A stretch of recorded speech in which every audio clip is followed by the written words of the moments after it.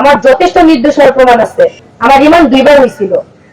প্রথম যখন আমি বৃহস্পতিবার গাজীপুর জেলা কারাগারে যাই, রবিবার আমার জামিন জমা হয় ম্যাজিস্ট্রেট কোর্টে, তখন ওইখান থেকে জামিন নামঞ্জুর করে রিমান্ড দেওয়া হয় আমাকে। ওই রিমান্ড শেষে যখন আমি কালকে পরশুদিন যখন কোর্টে যাই, তখন আমার মামলার যে আয়ু এসআই ফারুক, উনি এভাবে রিমান্ড চাওয়ার জন্য আমি ভাবছি এবার রিমান্ড হবে না, এবার আমার জামিনটা হয়ে যাবে, কারণ 12 তারিখে আমার এক্সাম। কিন্তু উনি রিমান্ড চাওয়ার পরে আমার উকিলরা বেশ কিছু প্রমাণ দেখায় আমি আমার পক্ষে আমার যথেষ্ট নির্দোষের প্রমাণ আছে। টানা তৃতীয়বার অর্জন করেছে দেশের সেরা সুপার ব্র্যান্ড স্বীকৃতি বসুন্ধরা টিস্যু।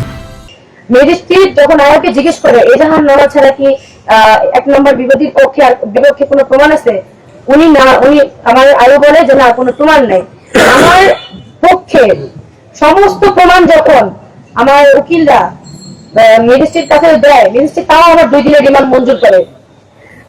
আমার রিমান্ড মঞ্জুরে আমার কোনো কষ্ট ছিল না। আমার 12 তারিখে রিমান্ড কখন হচ্ছে যে আমি কোন রাজনৈতিক দলের না, আমি একদম অরাজনৈতিক ভাবেই সবসময় আন্দোলন করছি, কখনো এনসিপি ছিলাম না, আওয়ামী লীগ তো নাই।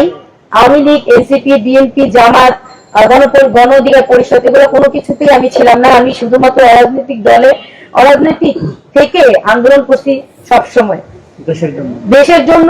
এতটুকু করার পরেও আমাকে 11 দিন যে পরিমাণ নির্যাতন করা হয়েছে, আমার ফ্যামিলির সাথে আমি একটা মিনিটের জন্য কথা বলতে পারতাম না। আমার সাক্ষাৎ বন্ধ করে দেওয়া হয়েছে। আমি বাইরে কি হইতেছে, আমার মা কার কাছে যেতেছে কিচ্ছু জানি না। একদিন অনেক কষ্ট করে একজন চাল আছে, ওনার পায়েটায় ধরে টাকা দিয়ে আমার মার সাথে আমি একদিন দেখা করতে পারছি। সেই দিন আমার মাকে আমি একটা কথা বলছিলাম, আম্মু এটা দুনিয়ার জাহান্নাম।